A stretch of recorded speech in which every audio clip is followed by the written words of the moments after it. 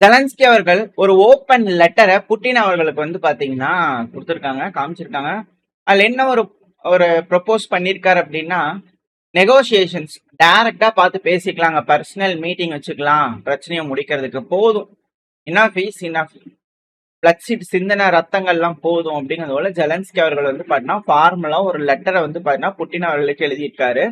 அந்த லெட்டர் பாத்தீங்கன்னா ரஷ்யாக்கு யார் அனுப்பிச்சது அப்படின்ற கேள்விகள். உக்ரைனோட ஃபாரின் மினிஸ்டரான ஷெய்பா அவர்கள், ஆண்ட்ரி ஷெய்பா அவர்கள் ஷேமமா பேசுவார். ஸோ அவர் பாத்தீங்கன்னா என்ன சொல்லிக்கிறாருன்னா, ஃபார்மலி டிரான்ஸ்மிட் பண்ணியிருக்கோம் ஜெலன்ஸ்கி அவர்களோட லெட்டரை ஃபார்மலா புட்டின் அவர்களுக்கு டிப்ளமேட்டிக் சேனல் மூலயமா கொடுத்துருக்கோம், சப்ஸ்டான்சிவ் ரெஸ்பான்ஸுக்காக எக்ஸ்பெக்ட் பண்றோம் அப்படிங்கிறது போல ஷேபா அவர்கள் பாத்தீங்கன்னா ஷேமமா கேள்விகள் கேட்டிருக்காரு. அதாவது கீ பாத்தீங்கன்னா ரெடி, ஃபுல் சீஸ்ஃபயருக்கு ரெடி, பேசலாம், பேச்சுவார்த்தை நடக்கும்போது ஃபுல் சீஸ்ஃபயர். அப்புறம் அமெரிக்கா பாத்தீங்கன்னா மானிட்டர் பண்ணும், அந்த கம்ப்ளைண்ட்ஸ் பாத்தீங்கன்னா அதுல இருக்கணும். ரெண்டாவது ப்ரொபோசல்ல பாத்தீங்கன்னா எல்லா பிரிசனர் எக்ஸ்சேஞ்ச் பாத்தீங்கன்னா நடக்கணும். சிவிலியன் அப்புறம் சில்ட்ரன் இந்த போறப்போ எக்ஸ்சேஞ்ச் எடுத்துட்டு போயிருப்பாங்களே அவங்க கட்டுப்பாட்டுக்குள்ள இருக்கக்கூடிய பகுதிகள்ல இருந்து அவங்களாம் பண்ண திருப்பி கொடுத்துக்கணும். அதுக்கப்புறம் டிஸ்கஸ் பண்ணலாம், லாங் டேர்ம் செக்யூரிட்டி கேரண்டியை பத்தி டிஸ்கஸ் பண்ணலாம் அப்படிங்கிறது போல.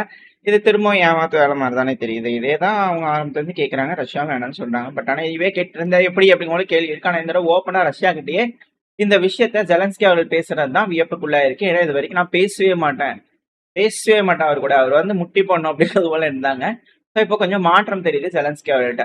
ஸோ இதை பாத்தீங்கன்னா ரஷ்யா கிட்ட போய் கேட்டிருப்பாங்க இல்லையா ஸ்போக் பர்சன் திமித்ரி பெஸ்கோ அவர்கள். ஸோ அவர் என்ன சொல்லிக்கிறார் அப்படின்னா, ஜெலன்ஸ்கி அவர்களோட லெட்டர் பார்த்தாங்க, புட்டின் அவர்கள் அதை பத்தி பேசுவார் அப்புறமா. ஆனா மீட்டிங்கை பத்தி கேட்டீங்க அப்படின்னா ஜெலன்ஸ்கி அவர்கள் எப்ப வேணாலும் வரலாம் மாஸ்கோக்கு, புட்டின் அவர்களை பார்த்து பேசலாம், அதுல எந்த ஒரு பிரச்சனையும் இல்லை அப்படிங்கிறது போல ரொம்ப அசால்ட்டா பேசிட்டு போயிட்டாங்க. இதுல நேத்திக்கு ஒரு மீட்டிங் நடந்ததை சொன்னோம் இல்லையா, செயின்ட் பீட்டர்ஸ்பர்க்ல ரஷ்ய அதிபர் விளாடிமிர் புட்டின் அவர்கள் பேசினாரு, உலகமே உற்று கவனிச்சு கொண்டு இருக்கு அப்படிங்கிறது போல. அதுல அவர்கிட்ட பண்ண ஜெலன்ஸ்கி அவர்களோட லெஜிட்டிமசி, ஏன்னா அந்த பதில நான் சொல்லியிருப்பேன், ரொம்ப அதிகமா பேசியிருந்தாரு. ரொம்ப கம்மியான விஷயங்கள் தான் நம்ம பார்க்க போறோம். அது மட்டும் இல்லாமல் நம்மளை பத்தி எல்லாம் நிறைய விஷயங்கள் பேசியிருந்தாரு, அது ரொம்ப பிரச்சனைக்குள்ளா இருக்கு. அது மாதிரி இருக்கு. பட் ஆனா இதுல இம்பார்ட்டன்டான கேள்வி என்ன அப்படின்னா, ஜெலன்ஸ்கி அவர்களோட லெஜிட்டிமசி பாத்தீங்கன்னா பத்தி புட்டின் அவர்கிட்ட கேட்டிருந்தாங்க. அதுக்கு அவர் என்ன சொல்றாருன்னா, லாயர்ஸ் இருப்பாங்க இல்லையா, அந்த நாட்டு லாயர்ஸ் இருப்பாங்க இல்லையா, அவங்க தான் ஆன்சர் பண்ணுவாங்க, இந்த கொஸ்டின் அவங்களுக்கு தான். 2 வருஷத்துக்கு முன்னாடி ஜெலன்ஸ்கி அவர்களோட அதிபர் பதவி பண்ண முடிஞ்சு போச்சு.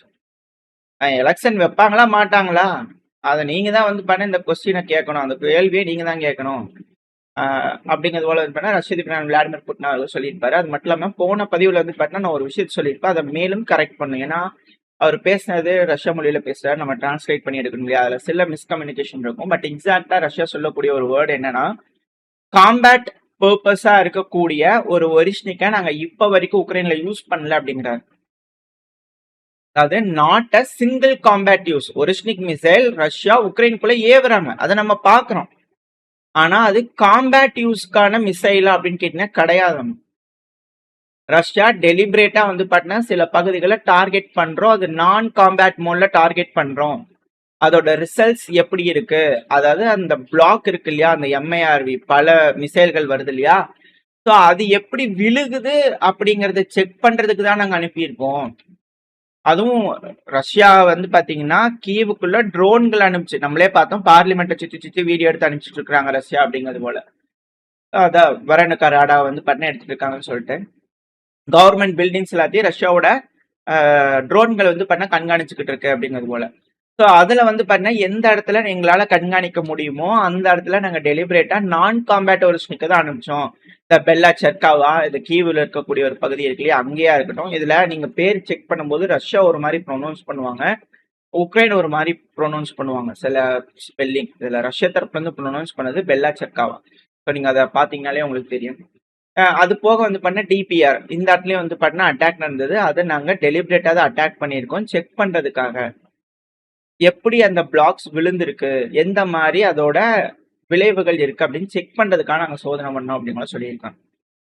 அதுல குண்டுகள் வெடிக்கக்கூடிய எக்ஸ்ப்ளோசிவ்ஸ் இல்லாம போயிருக்கு, அதோட விழுகக்கூடிய தன்மையே இந்த அளவுக்கு சேதங்களை ஏற்படுத்தி இருக்குன்னா, அப்ப அதுல குண்டுகள் இருந்து வெடிச்சதுன்னா எந்த அளவுக்கு சேதங்கள் ஏற்படுத்தும் அப்படிங்கறத இதுல இருக்கக்கூடிய கேள்வி. வெயிட் பண்ணி பார்ப்போம், இதோட அதிர்வளைவுகள் யூரோப்பியன் யூனியன்ல ஏற்படுதா என்னன்னு சொல்லிட்டு. இதுல அப்படியே நம்ம காக்கசஸ் கொஞ்சம் கீழே அப்படியே ஸ்டெப் டவுன் பண்ணி வந்தோம்னா அர்மேனியா. இந்த அர்மேனியா வந்து பாத்தீங்கன்னா சேம் உக்ரைனோட பாதையிலேயே போயிட்டு இருக்காங்கன்னு வார்னிங் வந்து பட்டா ரஷ்ய தரப்பு வந்து வந்துகிட்டு இருக்கு. அதுவும் ஆயில் தர மாட்டேன், கேஸ் தர மாட்டேன் அப்படிங்கிற பல்வேறு விஷயங்கள். இந்த டைம்ல வந்து பண்ணி எலெக்ஷன் நடக்க இருக்கு அர்மேனியால. அதுல வந்து பாத்தீங்கன்னா மீடியாக்கள் முன்னாடி பேசும்போது நாங்க collective security treaty organisation CSTO இருக்கு இல்லையா, ஸோ அதுல நாங்க ஃபார்மலா எக்ஸிட் பண்ணுவோம், எப்ப நேரம் வருதோ அப்ப எக்ஸிட் பண்ணுவோம் அப்படிங்கிறது போல திரும்பவும் ரீட்ரேட் பண்ணியிருக்கிறாரு பெசஸ்கியான் அவர்கள்.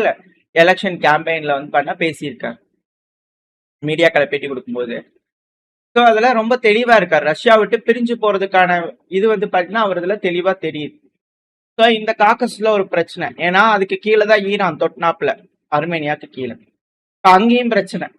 அங்க ஈரானோட டெபுட்டி ஃபாரின் மினிஸ்டர் கபார்தே அவர்கள், கசீம் கபார்தே அவர்கள் என்ன சொல்றாரு அப்படின்னா, நாங்க வெயிட்லாம் பண்ணிட்டு இருக்க மாட்டோங்க கிரீன் லைட்டுக்கு, இல்ல வேற யாராவது ஒருத்தவங்களோட ரெட் லைட்டுக்குலாம் வெயிட் பண்ணிட்டுலாம் இருக்க மாட்டோம். இஸ்லாமிக் ரிபப்ளிக்கான எங்களுக்கு கன்வீனியன்ஸா இல்ல ஒரு அக்ரிமெண்ட் அப்படின்னா, பிரச்சனைகள்லாம் இங்க ரிசால்வ் ஆகாம ஃபுல் கேரண்டி கிடைக்காம இருந்ததுன்னா, எங்களோட இன்ட்ரெஸ்ட் நேஷனல் இன்ட்ரெஸ்ட் வந்து பாத்தீங்கன்னா ஒத்து போகாம இருந்ததுன்னா எந்த அக்ரிமெண்ட்டும் கையெழுத்து போட மாட்டோம். இது தொடர்ந்து நடந்துகிட்டு தான் இருக்கும் அப்படிங்கிற அவர் தரப்புல இருந்து வந்து பண்ண கிளியரான மெசேஜ்.